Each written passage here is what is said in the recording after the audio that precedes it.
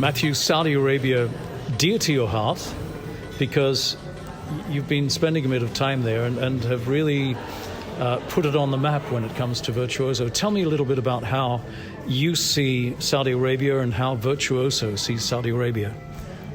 Well, I think what's so exciting is that really, you could say once in every how many generations, but I'm not sure that what is happening in Saudi Arabia has ever happened before. The magnitude of the project, what they're doing, as somebody who's grown up in tourism, it's very, it's really amazing to see what is being done with the ability to define an entire region, an entire country, and the involvement of the giga projects. And also, I think one of the things that's I think really important is Saudi Arabia has a very, very large population, whereas a lot of other GCC countries, the majority of the population are expats. And it's a very young country.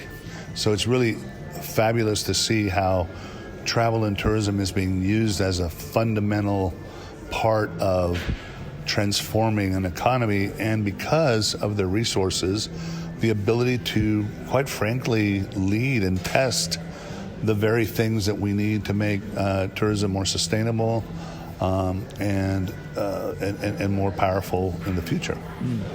Before the WTTC meeting in Riyadh last year, you spent quite a bit of time going around Saudi Arabia visiting.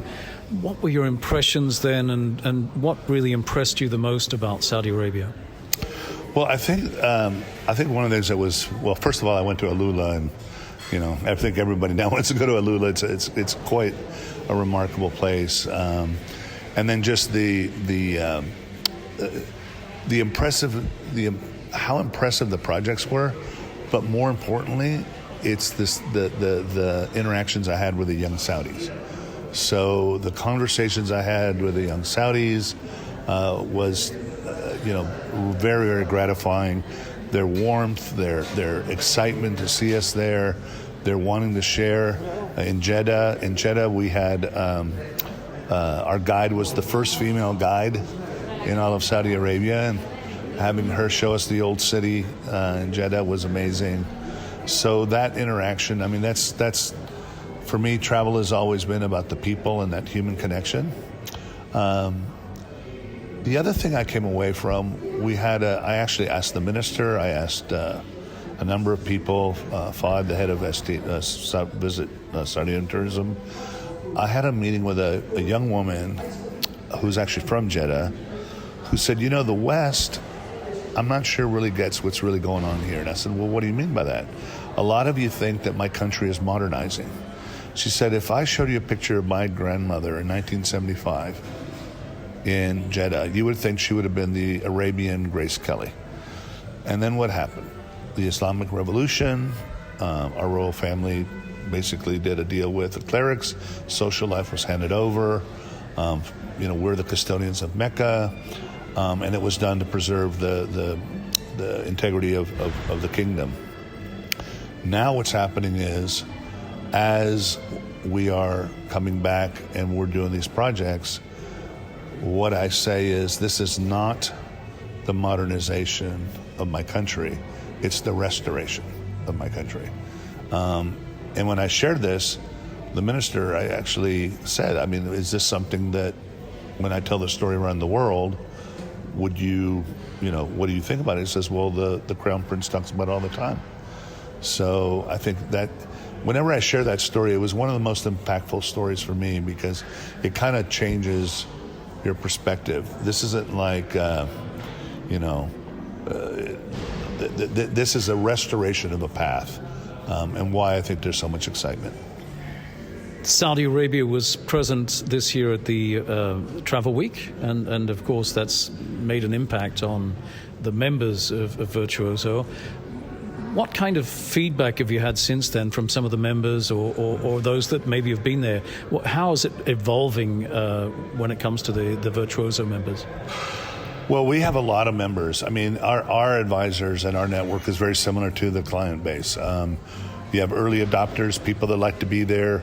I think one of the things that I hear a lot is there's a certain type of advisor who probably, by the way, has clients that are similar, where they like to be early adopters. They also like to be part of the development of it. They want to be part of the history of something kind of coming, developing. And I think it's amazing the number of people that have been there, how easy it is to get around, all those things, but excited about what's coming.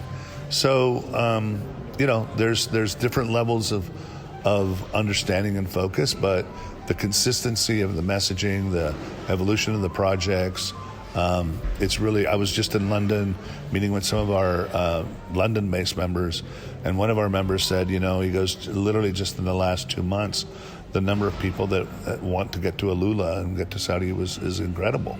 Incredible. So it's happening. Well, of course, now the properties are starting to come to fruition, to open. I mean, Red Sea project is going to see the 6 senses opening up very soon. We've been talking about it a lot, but now it's actually happening, and that's going to change things quite a bit. Absolutely. In fact, John Pagano, the CEO of the Red Sea Development, was our host for our gala dinner, and when he showed the videos and the pictures of what's going on there, it's quite breathtaking. And again, emphasizing that a lot of investment is being made in testing all kinds of new sustainable practices and things that, quite frankly, Saudi Arabia can afford to do, and hopefully will be something that will extend the opportunity to the rest of the world. But it is exciting when brands like Six Senses and all the other major, wonderful partners that we have are opening up. I mean, I'm not sure there's a brand left that has some sort of plans there. So it's quite exciting. It is. And just talking about sustainability, I mean, and in comparison with other industries in the world, what the hotel industry is doing in Saudi Arabia, what the new resorts are doing, is really stepping just one extra step ahead, isn't it? Yeah, and I think what's really important is to take into account that sustainability, everything. Again, that's the ability of Saudi Arabia, a carbon-based economy for the most, to be able to be on the leading edge and invest very seriously with a much longer view of return, to be able to then develop the technologies and enhance and fund the technologies that will help the rest of the world is an important part of this journey. But also sometimes we forget that one of the fundamental reasons Saudi is doing this is diversification of their economy, and already the percentage that tourism represents is growing at a very fast pace. But this is where sustainability is also about the preservation of natural cultural heritage and local employment, local Absolutely, economy. Very important. The industry is developing rapidly. It means they need a lot of training. So this is the biggest issue, I guess, at the moment. Yeah, and this is something that they actually there's a number of projects they're working on in that area as well, and I think it's another example of how to do that. When you have a destination of that magnitude that needs to train that many people, it's gonna also make a way for others to be able to tackle this issue around travel and tourism employment. Just finally, you're on your way to Riyadh for the World Tourism Day.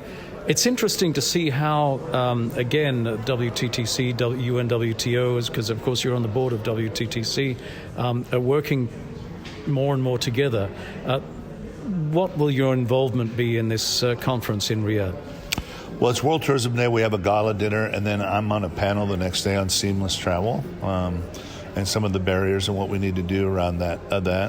But to your point, it is very gratifying to see the private sector represented by WTTC and the public sector represented by UNWTO working together, because when the private and public sector work effectively together, then that's when the real results happen, and it's good to see that. And we saw it for the first time really applied in that way at the last Riyadh conference of WTTC.